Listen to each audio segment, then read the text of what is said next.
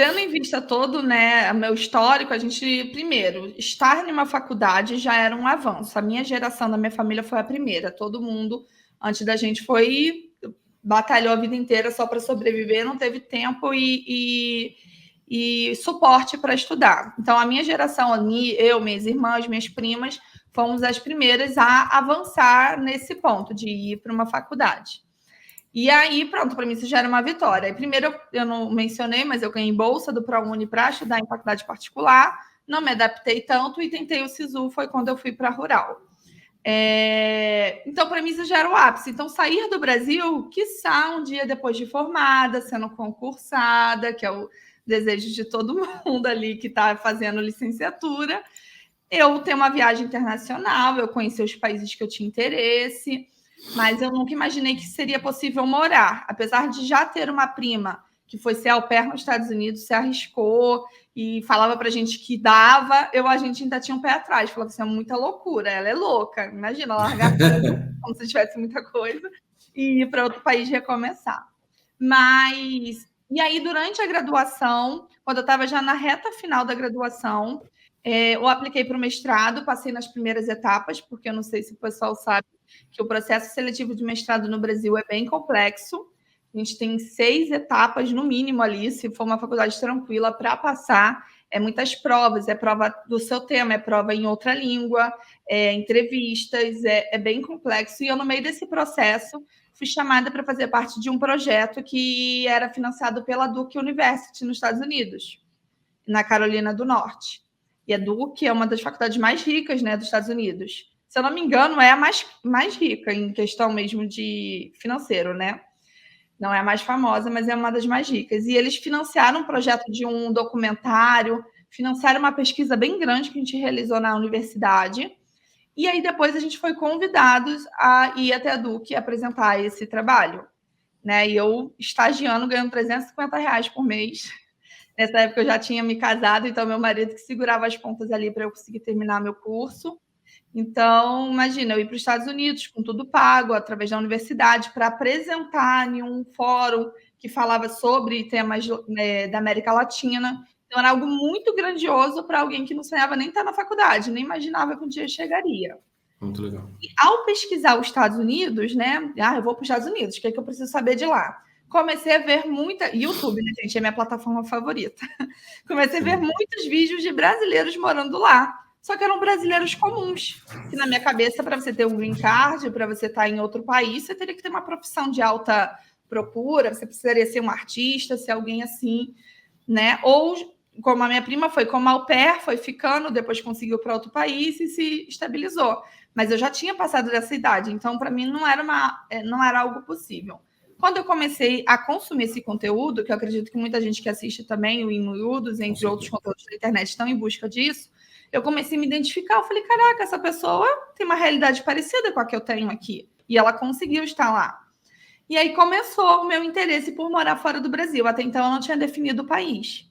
Fui para essa experiência nos Estados Unidos, adorei, fiquei 15 dias lá, participei de vários eventos, conheci pesquisadores da minha área muito importantes, fiz laços, e aí um dos professores falou para mim assim, Débora, se você aplicar para tal prova, na época ele me disse a prova, eu te dou a carta convite para você vir fazer o PhD aqui, porque lá não tem mestrado, né? Tu sai da faculdade já pode fazer um PhD. E eu estava nesse processo seletivo no Brasil para fazer o mestrado. E aí fiquei meio assim, balançada, só que eu não tinha capacidade linguística, vamos botar assim, para fazer essa prova, porque não era só falar o inglês, né? Mal ou mal a gente se enrola, mas era fazer uma prova específica, ou melhor, uma prova, na verdade a prova teria outras matérias além da minha, porque quando é nossa matéria também a gente domina um pouco mais a linguagem, mas teria matemática, teria química, teria o próprio inglês, gramática, e eu percebi que não estava pronta. Aí eu falei para ele assim, ó, se eu me esperar 2 anos, eu volto aqui e faço essa prova. Legal. Mas sem falar nada com meu marido. Voltei para o Brasil e falei assim, olha, o John falou isso e isso para mim, que ele me daria carta de recomendação, que é o que tem mais peso na hora da aplicação. Teoricamente, para uma bolsa também, né, Fábio? Porque eu não teria condições de pagar um semestre lá, é realmente valores altos. Isso aí abriu uma janela para mim. Falei, vou fazer esse mestrado, durante o mestrado eu reflito sobre o que eu quero na vida. fui fazendo mestrado. O mestrado exige demais da gente, né? Eu o dia inteiro na faculdade, pesquisa, e sai dali, vai fazer outra coisa.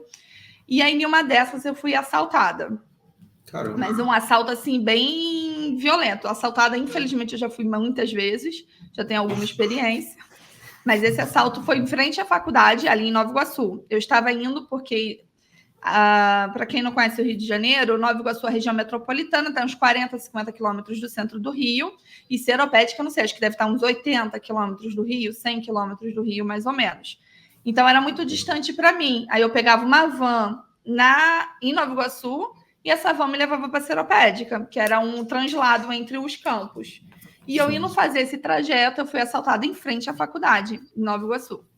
E aí, enfim, não vou fazer ninguém ter gatilho aqui de violência, mas foi algo assim que eu pensei que ia morrer. E depois daquilo ali, eu voltei para casa e falei, Júnior, a gente tem que se mudar hoje, não é amanhã, não é hoje que a gente tem que botar em prática esse nosso desejo de sair do Brasil. Olhando as nossas economias, olhando tudo que a gente tinha em mãos, o lugar mais viável era Portugal. Nesse tempo, eu fiquei pesquisando, pesquisei também para Duque, claro que sempre foi, né, ali um objetivo, um sonho maior, mas também fui realista. Eu falei, não tenho grana e nem capacidade nesse momento para aplicar, então vamos ver o que a gente pode.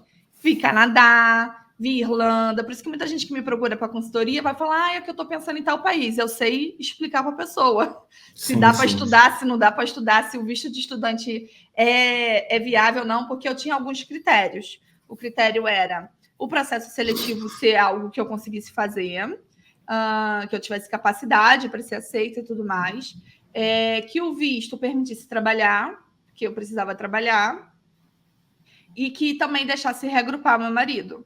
Então, assim, não é qualquer país que tem essas condições. Sim, né? sim. Entre muitas pesquisas, pouquíssimos países sobraram nesse filtro aí. E detalhe, que eu tivesse grana para poder chegar no país, porque quando a gente chega, estamos recomeçando. Eu precisava alugar casa, mobiliar, Sim. pagar documentação, né? Então, dentro do nosso orçamento. E aí comecei a filtrar, e Portugal realmente se tornou o único país lógico dentro disso. Tinha um custo de vida muito baixo, isso eu estou falando de 2018. Então, tinha um custo de vida muito mais baixo do que hoje. Os cursos eram muito agradáveis em valores, né? Eu não precisava nem concorrer bolsa. Muita gente me procura atrás de bolsa, mas assim, claro que é bom ganhar bolsa, gente. Não estou falando para vocês desistirem, não. Mas os cursos são realmente baratos. O curso que eu fiz foi na Uminho, que é uma universidade muito boa em Portugal, né? É terceira. Minha vizinha. Sua vizinha aí, pronto. Uminho. E eu paguei 1.000 euros por ano no curso. Entende? Ainda parcelam 10 vezes. É uma mãe, não é nem...